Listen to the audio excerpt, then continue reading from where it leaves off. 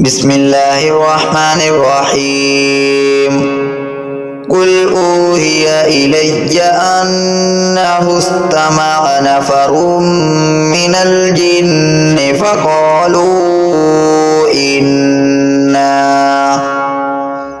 فقالوا إنا سمعنا قرآنا عجبا يهدي إلى الرشد فآمنا به ولن نشرك بربنا أحدا وأنه تعالى جد ربنا ما اتخذ صاحبة ولا ولدا وأنه كان يقول سفيهنا على الله شططا وأنا ظننا أن لن تقول الإنس والجن على الله كذبا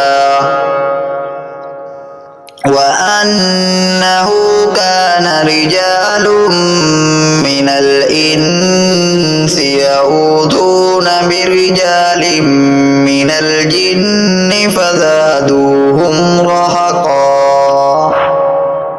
وأنهم ظنوا كما ظننتم أن لن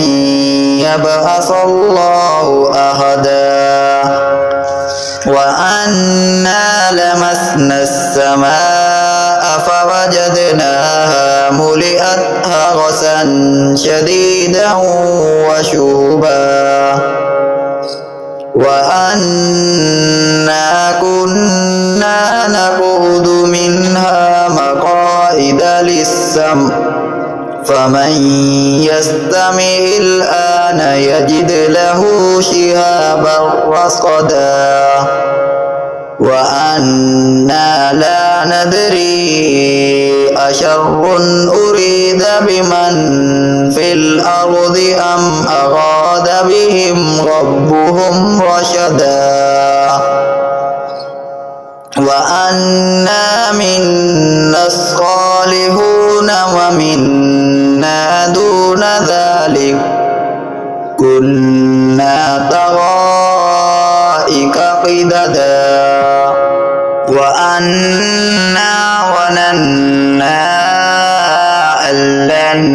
نعجز الله في الأرض ولن نعجزه هربا وأنا لما سمعنا الهدى آمنا به فمن يؤمن بربه فلا يخاف بخسا ولا رهقا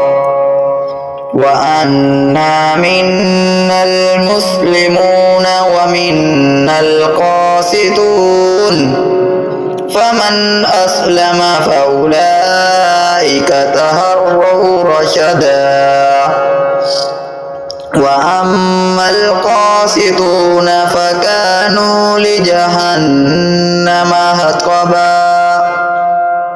وأن لو استقاموا على الطريقة لأسقيناهم ماء غدقا لنفتنهم فيه ومن يعرض عن ذكر ربه يسلكه عذابا صعدا وأن المساجد لله فلا تدعوا مع الله أحدا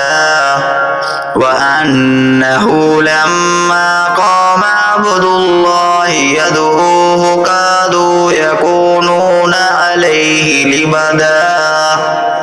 قل إنما أدعو ربي ولا أشرك به